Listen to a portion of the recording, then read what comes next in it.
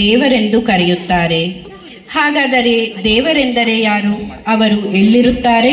ಅವರು ಹೇಗಿರುತ್ತಾರೆ ಎಂಬ ಪ್ರಶ್ನೆ ನಿಮ್ಮಲ್ಲಿರಬೇಕು. ದೇಹವಿಲ್ಲದ, ವರ್ಣವಿಲ್ಲದ, ರೂಪವಿಲ್ಲದ ಅಗೋಚರ ಶಕ್ತಿಯೇ ಆ ದೇವರು. ನಾಸ್ತಿಕರಿಗೆ ಅದು ಒಂದು ಸಾಮಾನ್ಯ ಶಕ್ತಿ, ಆಸ್ತಿಕರಿಗೆ ಅದೇ ಸರ್ವಸ್ವ. ನಾ ಹೇಳಲು ಹೊರಟಿರುವ ಈ ಕಥನ ದೇವರ ಅಸ್ತಿತ್ವವನ್ನು ತೋರಿಸುವ ಸ್ವಾರಸ್ಯಕರ, ಕುತೂಹಲಕಾರಿ ಮತ್ತು ರಹಸ್ಯದಿಂದ ಕೂಡಿದ ನಿದರ್ಶನವಾಗಿದೆ. ಈ ನಾಟಕವು ಬುದ್ಧಿವಂತರಿಗೆ ಮಾತ್ರ. ಈ ಕಥನದಲ್ಲಿ ಕೇಡು, ಒಳಿತು ಎರಡೂ ಇವೆ. ಒಳ್ಳೆಯ ವಿಚಾರಗಳನ್ನು ಮಾತ್ರ ನಿಮ್ಮ ಜೀವನದಲ್ಲಿ ಅಳವಡಿಸಿಕೊಂಡರೆ ಪರಾತ್ಪರ ದೇವರನ್ನು ಕಾಣಬಹುದು. ಇಲ್ಲವಾದರೆ ನರಕ ನಿಮಗೆ ಕಟ್ಟಿಟ್ಟ ಬುತ್ತಿ ಎಂದು ಹೇಳುತ್ತದೆ. ನಮ್ಮ ಈ ಕಥನದಲ್ಲಿ 9 ಪಾತ್ರಗಳಿವೆ. ನಿರೂಪಕಿ ಪೂಜಾ ಆದ ನಾನು ಪಾತ್ರಧಾರಿಗಳ ಪರಿಚಯವನ್ನು ನೀಡುತ್ತಿದ್ದೇನೆ. ಪ್ರಭು ಯೇಸು ಕ್ರಿಸ್ತರ ಪಾತ್ರದಲ್ಲಿ ಪ್ರಜ್ವಲ್ ಜಾನ್ ಹಾಗೂ ಪ್ರಭು ಯೇಸು ಕ್ರಿಸ್ತರ ಶಿಷ್ಯ ಪೇತ್ರನಾಗಿ ಆಂಟೋನಿ ಪ್ರಜ್ವಲ್.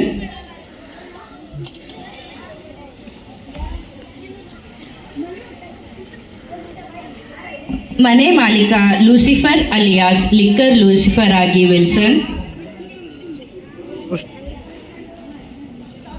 ಮನೆ ಒಡತಿ ರಾಣಿಯಾಗಿ ನಂದಿನಿ. ಮನೆ ಕೆಲಸದ ಆಳು ಆರೋಗ್ಯಪ್ಪ ಅಲಿಯಾಸ್ ರೋಗಪ್ಪನಾಗಿ ಸಬಾಸ್ಟಿನ್. ಆರೋಗ್ಯಪ್ಪ ಅನ್ಕೊಂಡ್ರ? ಅಲ್ಲತ್ತನೆ ರೋಗಪ್ಪ. ಮನೆ ಮಾಲೀಕ ಮೊದಲನೇ ಮಗ ಮೈಕಲ್ ಅಲಿಯಾಸ್ ಮೆಂಟಲ್ ಮೈಕಲ್ ಆಗಿ ಇಮ್ಯಾನ್ಯುವೆಲ್. ಮನೆ ಮಾಲೀಕನ ಎರಡನೇ ಮಗ ಜೋಶ್ವಾ ಅಲಿಯಾಸ್ ಜೋಶ್ವಾ ಆಗಿ ಆಂಟೋನಿ.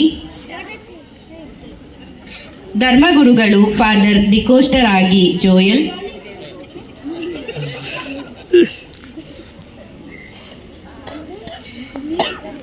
ಪ್ರಭು ಯೇಸು ಕ್ರಿಸ್ತರು ಎಂದಿನಂತೆ ಭೂಲೋಕದಲ್ಲಿರುವ ಜನರ ಯೋಗಕ್ಷೇಮವನ್ನು ವಿಚಾರಿಸುತ್ತಾರೆ. ಆಗ ಪೇತ್ರನು ಪ್ರಭು ಯೇಸು ಕ್ರಿಸ್ತರಿಗೆ ಭೂಲೋಕದ ಒಂದು ವಿಚಿತ್ರ ಕ್ರೈಸ್ತ ಕುಟುಂಬದ ಪರಿಚಯ ಮಾಡಿಕೊಡುತ್ತಾರೆ. ಕುಟುಂಬದ ಯಜಮಾನ ಲೂಸಿಫರ್ ಅಲಿಯಾಸ್ ಲಿಕ್ಕರ್ ಲೂಸಿಫರ್. ಕಾಣಿಸ್ತೀಯೇ ಕೋಡೆ ರಮ್ಮವ್ವ, ಏನು ಚಂದ ಕಾಣಿಸ್ತೀಯೇ ಕೋಡೆ ರಮ್ಮವ್ವ, ನಾನು ನೀನು ಸೇರಿದ್ರೇನೆ ಎಂತ ಮಜುವವ್ವ, ನಮ್ಮವ್ವ ಎಂತ ಮಜುವವ್ವ. ಇವರು ಮನೆ ಕಟ್ಟುವ ಮೇಸ್ತ್ರಿಯಾಗಿ ಕೆಲಸ ಮಾಡಿ ಕುಟುಂಬವನ್ನು ನಡೆಸುತ್ತಾರೆ.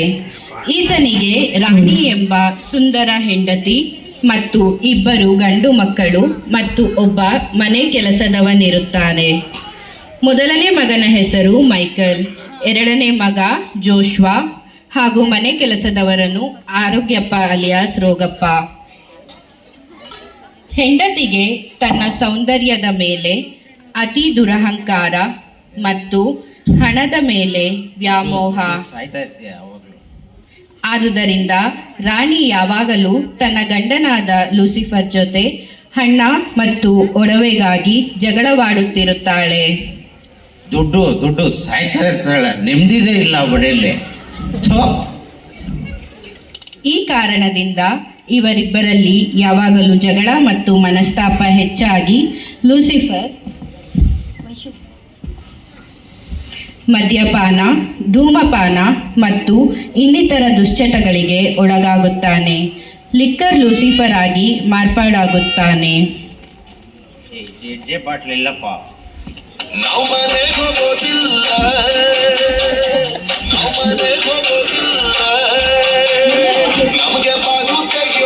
ನಮ್ಮನೆಗೆ ಯಾರು ಬಾಗಿಲಿನೇ ತೆಗಿಯಲ್ಲ. ಮನೆಗೆ ಬರಬೇಡಿ,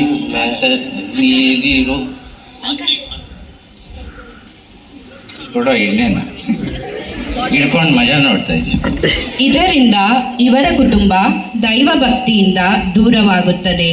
ಸೈತಾನನ ಪಾಶಕ್ಕೆ ಸಿಲುಕಿ ಕಾಮ, ಕ್ರೋಧ, ಲೋಭ, ಮೋಹ, ಮದ ಮತ್ತು ಮತ್ಸರವೆಂಬ ಅರಿಷಡ್ವರ್ಗಗಳ ಜಾಲದಲ್ಲಿ ಸಿಲುಕಿಕೊಂಡು ದೇವರನ್ನು ಮರೆಯುತ್ತಾರೆ.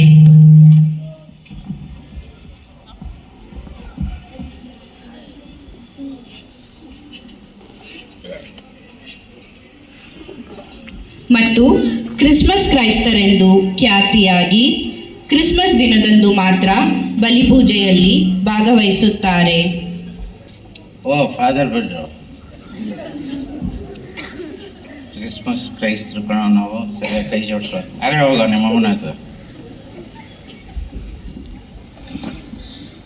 ಕ್ರಿಸ್ಮಸ್ ಮುಂದಿನ ದಿನ ಲಿಕರ್ ಲೂಸಿಫರ್ ಪಾಪ ನಿವೇದನೆ ಮಾಡಲು ಹೋಗುವುದಿಲ್ಲ. ಆಗ ಧರ್ಮಗುರುಗಳಾದ ಶ್ರೀಯುತ ಡಿಕೋಸ್ಟರ್ ಅವರು ಹೀಗೆನ್ನುತ್ತಾರೆ: ಏ ಲೂಸಿಫರ್, ನೀನು ಯಾಕೆ ಪಾಪ ನಿವೇದನೆ ಮಾಡುತ್ತಿಲ್ಲ?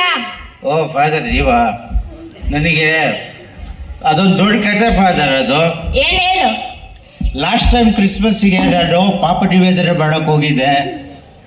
ಫಾದರ್ ರೋಮಾವ ಹತ್ರ ಹೋಗಿ ಪಾಪ ನಿವೇದನೆ ಮಾಡಿದ ತಕ್ಷಣ ಫಾದರ್ ರೋಮಾವ ಕೋಮಾಗ ಹೋದ್ರು.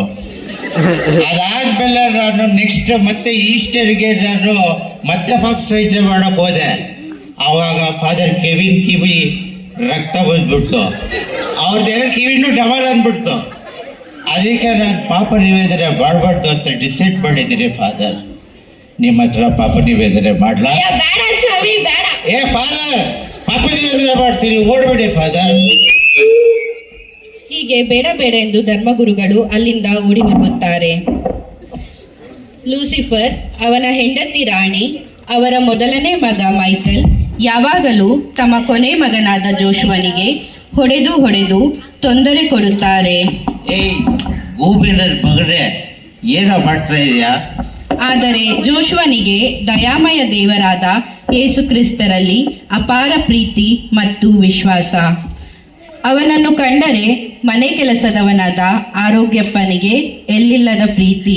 ಹೊಡಿಬೇಡಿ ದಣಿ, ಹೊಡಿಬೇಡಿ, ಮಗುಗೆ ನೋವಾಗುತ್ತೆ, ಹೊಡಿಬೇಡ ಜೋಶ್ವ, ಹೊಡಿಬೇಡ. ಹೋಗೋ ರೋಗಪ್ಪ. ಈ ಮೂವರು ಜೋಶ್ವನಿಗೆ ಹೊಡೆಯಲು ಬಂದಾಗ ಅವರನ್ನು ತಡೆಯುತ್ತಿದ್ದರು.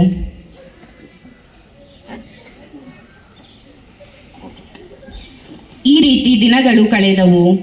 ಒಂದು ದಿನ ಜೋಶ್ವ ತನ್ನ ಅಣ್ಣನಾದ ಮೈಕಲ್ ಬಟ್ಟೆಯನ್ನು ಧರಿಸುತ್ತಾನೆ.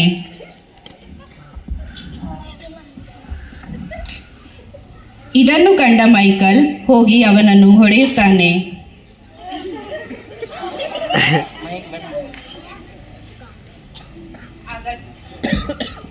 ಆಗ ಜೋಶ್ವ ಅಳುತ್ತಾ ಹೀಗೆಂದು ದೇವರಲ್ಲಿ ಪ್ರಾರ್ಥನೆ ಮಾಡುತ್ತಾನೆ: ಪ್ರಭು ಯೇಸು ಕ್ರಿಸ್ತರೇ, ನನಗೆ ಯಾಕೆ ಈ ಶಿಕ್ಷೆ?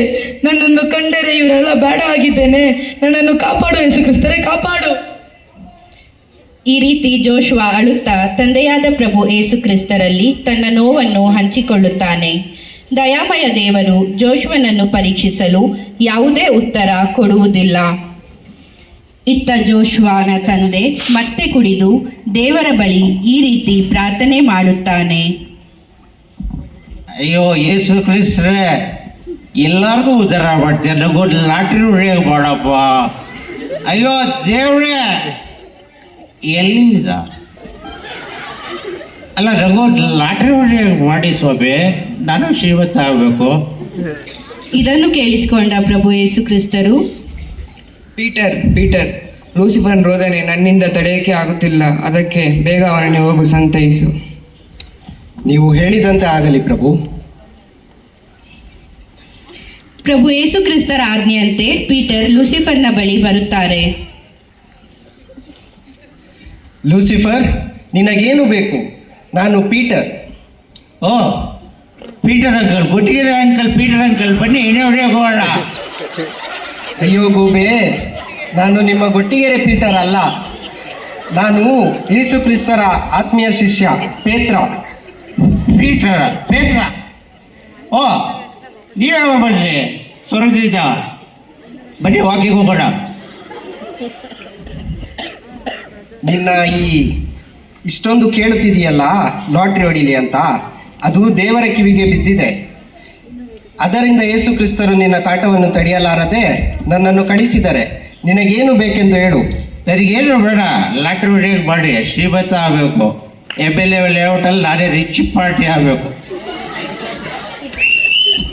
ಅಯ್ಯೋ ಯಾಕೆ ಹೊಡಿತಿದ್ದೀರಾ ಸ್ವಾಮಿ? ಅಯ್ಯೋ ಗೂಬೆ, ಲಾಟ್ರಿ ಟಿಕೆಟ್ ಇಸ್ಕೊಳ್ದೆ ಲಾಟ್ರಿ ಹೊಡೀಲಿ ಅಂತ ನಮಗೆ ಕಾಟ ಕೊಡ್ತಿದ್ಯಾ? ಹೋಗಿ ಫಸ್ಟ್ ಲಾಟ್ರಿ ಟಿಕೆಟ್ ಇಸ್ಕೋ. ಅಯ್ಯೋ ಕನಸಲ್ಲ ಲಾಟ್ರಿ ತಗೊಂಡಿದ್ದೆ ಅಂತ ಬೇಡ್ಕೊಬಿಟ್ಟಲ್ಲಪ್ಪ. ಎಂದಿನಂತೆ ಲೂಸಿಫರ್ ತನ್ನ ಮೇಸ್ತ್ರಿ ಕೆಲಸ ಮುಗಿಸಿಕೊಂಡು ಮನೆಗೆ ಬರುತ್ತಾನೆ. ಆದರೆ ಮನೆಯಲ್ಲಿ ತನ್ನ ಹೆಂಡತಿ ಇಲ್ಲದೇ ಇರುವುದನ್ನು ಕಂಡು ತನ್ನ 2 ಮಕ್ಕಳನ್ನು ವಿಚಾರಿಸುತ್ತಾನೆ. ಏ ಮೆಂಟಲ್ ಮೈಕಲ್, ಲೇ ಜೋಶ್ವಾ, ಎಲ್ಲೋ ನಿಮ್ಮಮ್ಮನ್ ಎಲ್ಲೋದ್ರು? ಆಗ ಜೋಶ್ವಾ ಹೀಗೆಂದು ಹೇಳುತ್ತಾನೆ. ಅಪ್ಪ ಅಮ್ಮ ಇಲ್ಲ, ಅಮ್ಮ ಪಾರ್ಲರ್ಗೆ ಹೋಗಿದ್ದಾರೆ. ಪಾರ್ಲರ್ನ ಮುಗಿಸ್ಕೊಂಡು ಪಬ್ಗೆ ಹೋಗ್ತಾರೆ ಅಂತ ಹೇಳಿದ್ದಾರೆ. ಹಂಗೂ ಅಡುಗೆನೂ ಮಾಡಿಲ್ಲ ಅಪ್ಪ. ನಿಮ್ಮಮ್ಮನ ಬಗ್ಗೆ ಕೆಟ್ಟದಾಗಿ ಹೇಳ್ತೀರೋ, ಸುಳ್ಳು ಹೇಳ್ತೀಯ? ಮನೇಲಿ ಸಾಯಿಸ್ಬಿಡ್ತೀನಿ. ಆಗ ಅಲ್ಲೇ ಇದ್ದ ಆರೋಗ್ಯಪ್ಪ ಅವರನ್ನು ಬಿಡಿಸಲು ಹೋಗುತ್ತಾರೆ. ಏ ರೋಗಪ್ಪ, ಎಲ್ಲೋದ್ರೂ ಇಂಟರ್ಫಿಯರ್ ಆಗ್ತಾ ಮಗನೇ, ನೋಡ್ಕೊಂತೀನಿ ನಿನಗೆ. ಅಪ್ಪ ಹೊಡೆದ ನೋವು ತಡೆಯಲಾರದೆ ಜೋಶ್ವಾ ಮತ್ತೆ ಅಳುತ್ತಾ ಯೇಸುಕ್ರಿಸ್ತರ ಬಳಿ ಪ್ರಾರ್ಥನೆ ಮಾಡುತ್ತಾನೆ.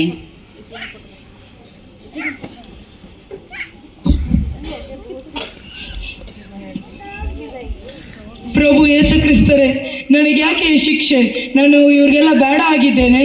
ನಾನು ಕಾಪಾಡು ಯೇಸು ಕ್ರಿಸ್ತರೇ, ನನ್ನನ್ನು ಕಾಪಾಡು. ಯೇಸುಕ್ರಿಸ್ತರು ಜೋಶ್ವನನ್ನು ಪರೀಕ್ಷಿಸಲು ಯಾವುದೇ ಉತ್ತರ ಕೊಡುವುದಿಲ್ಲ.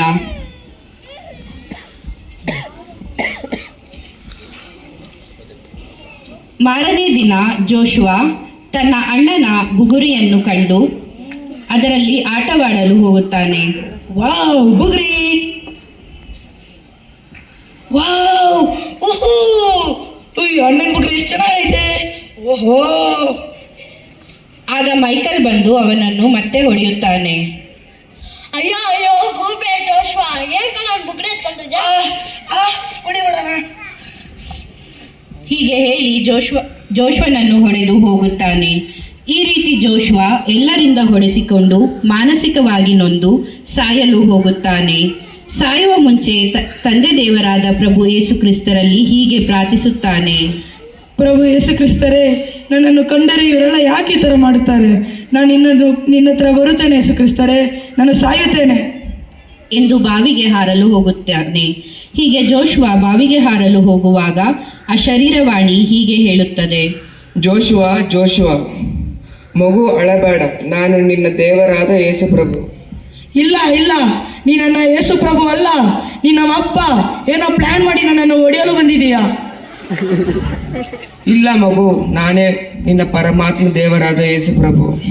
ಹಾಂ. ಈ ರೀತಿ ದೀರ್ಘ ಸಂಭಾಷಣೆಯ ನಂತರ ಜೋಶ್ವಾ ಪ್ರಭು ಯೇಸು ಕ್ರಿಸ್ತರನ್ನು ನಂಬುತ್ತಾನೆ. ಯೇಸು ಕ್ರಿಸ್ತರು ಜೋಶ್ವನನ್ನು ಪರೀಕ್ಷಿಸಲು ಹೀಗೆನ್ನುತ್ತಾರೆ. ಜೋಶುವ, ನಿನ್ನ ತಂದೆ ತಾಯಿ ಮತ್ತು ನಿನ್ನ ಅಣ್ಣ ನಿನಗೆ ತುಂಬ ತೊಂದರೆ ಮಾಡುತ್ತಾರಲ್ಲ, ಅದಕ್ಕೆ ಅವರನ್ನು ಸಾಯಿಸಿಬಿಡಲೇ? ಬೇಡ ಯೇಸು ಕ್ರಿಸ್ತರೇ, ಬೇಡ. ಅವರು ನನ್ನ ಅಪ್ಪ ಅಮ್ಮ ಮತ್ತು ಅಣ್ಣ ಮತ್ತು ಒಡೆ ಹುಟ್ಟಿದವರು. ಅವರು ಸತ್ತರೆ ನಾನು ಅನಾಥ ಆಗುತ್ತೇನೆ ಯೇಸು ಕ್ರಿಸ್ತರೇ. ಹಾಗಾದರೆ ಅವರ ಕೈ ಕಾಲನ್ನು ಕತ್ತರಿಸಲೇ? ಬೇಡ ಯೇಸು ಕ್ರಿಸ್ತರೇ, ಬೇಡ. ಹಾಗಾದರೆ ಅವರನ್ನು ಏನು ಮಾಡಲಿ? ಪ್ರಭು ಯೇಸು ಕ್ರಿಸ್ತರೇ, ನಮ್ಮಪ್ಪ ಅಮ್ಮ ಮತ್ತು ಅಣ್ಣ ಒಡೆಯಲು ಬಂದಾಗ ಅವರ ಹೆಸರನ್ನು 3 ಸರಿ ಕೂಗುತ್ತೇನೆ. ಆಗ ಅವರು 3 ಸರಿ ತಲೆ ಸುತ್ತಿ ಬೀಳಬೇಕು. ನಿನ್ನ ಇಚ್ಛೆಯಂತೆ ಆಗಲಿ. ಎಂದಿನಂತೆ ಮೈಕಲ್ ವಿನಾಕಾರಣ ತನ್ನ ತಮ್ಮನನ್ನು ಕೆಣಕಿ ಅವನನ್ನು ಹೊಡೆಯಲು ಪ್ರಾರಂಭಿಸುತ್ತಾನೆ. ಜೋಶ್ವಾ, ಮೈಕಲ್ ಮೈಕಲ್ ಮೈಕಲ್ ಹೊಡಿಬೇಡ ಎಂದು ಕೂಗುತ್ತಾನೆ.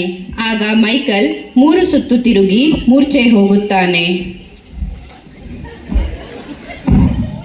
ಇದನ್ನು ಕಂಡ ರಾಣಿ ಓಡಿ ಬಂದು, ಅಯ್ಯೋ ಅಯ್ಯೋ ಪಾಪಿ ಜೋಶ್ವಾ, ನನ್ನ ಮುದ್ದಿನ ಮಗ ಮೈಕಲ್ ನನ್ನೇ ಸಾಯಿಸ್ಬಿಟ್ಟಲ್ವೋ, ನಿನ್ನ ಸುಮ್ಮನೆ ಬಿಡಲ್ಲ. ಇಲ್ಲ ಇಲ್ಲ, ಅಮ್ಮ ಹೊಡಿಬೇಡ. ಆರೋಗ್ಯಪ್ಪ ಅವನನ್ನು ಬಿಡಿಸಲು ಹೋಗುತ್ತಾನೆ. ಅಮ್ಮಮ್ಮ ಹೊಡಿಬೇಡಿ, ಪಾಪ ಮಗುಗೆ ನೋವಾಗುತ್ತೆ. ಹೊಡಿಬೇಡಿ ಅಮ್ಮ, ಹೊಡಿಬೇಡಿ. ಅಮ್ಮ ಅಮ್ಮ ಅಮ್ಮ ಹೊಡಿಬೇಡ. ಹೀಗೆ ಹೇಳಿದಾಗ ರಾಣಿ ತಲೆ ತಿರುಗಿ ಮೂರ್ಛೆ ಹೋಗುತ್ತಾಳೆ. ಲೂಸಿಫರ್ ಮನೆಗೆ ಬರುತ್ತಾನೆ. ಏನ್ ಚಂದ ಕಾಣಿಸ್ತೀಯ ಕೋಡೆ ರಮ್ಮವ್ವ, ನಾನು ನೀನು ಸೇರಿದ್ರೇನೆ I my darling what happen ಏ ಲೋ ಮೈಕಲ್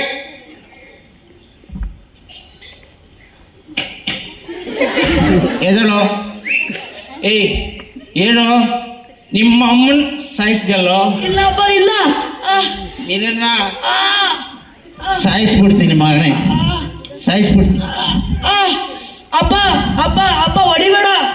ಹೀಗೆನ್ನುವಾಗ ಮನೆ ಕೆಲಸದವನಾದ ಆರೋಗ್ಯಪ್ಪ ಮೂರ್ಛೆ ಹೋಗುತ್ತಾನೆ. ಅಪ್ಪ ಅಪ್ಪ ಅಪ್ಪ ಯಾರು ನಮ್ಮಪ್ಪ? ನಿಮ್ಮಪ್ಪ ಯಾರು ನಮ್ಮಪ್ಪ? ಆರೋಗ್ಯಪ್ಪ. ಈ ರೀತಿ ಪರಾತ್ಮರ ದೇವರು ತಮ್ಮ ಶಕ್ತಿಯನ್ನು ಪ್ರದರ್ಶಿಸಿ ಮಾನವನು ಮುಚ್ಚಿಟ್ಟ ಪಾಪದ ರಹಸ್ಯವನ್ನು ಬಯಲು ಮಾಡಿದರು. ದೇವರಿಗೆ ಅಸಾಧ್ಯವಾದುದು ಯಾವುದೂ ಇಲ್ಲ. ಬನ್ನಿ ನಾವು ಈ ವರ್ಷದ ಕ್ರಿಸ್ಮಸ್ ಜಯಂತಿಯಂದು ಪಾಪಕ್ಕೆ ವಿಮುಖರಾಗಿ ದೇವರಿಗೆ ಅಭಿಮುಖರಾಗೋಣ. Thank you. Thank you.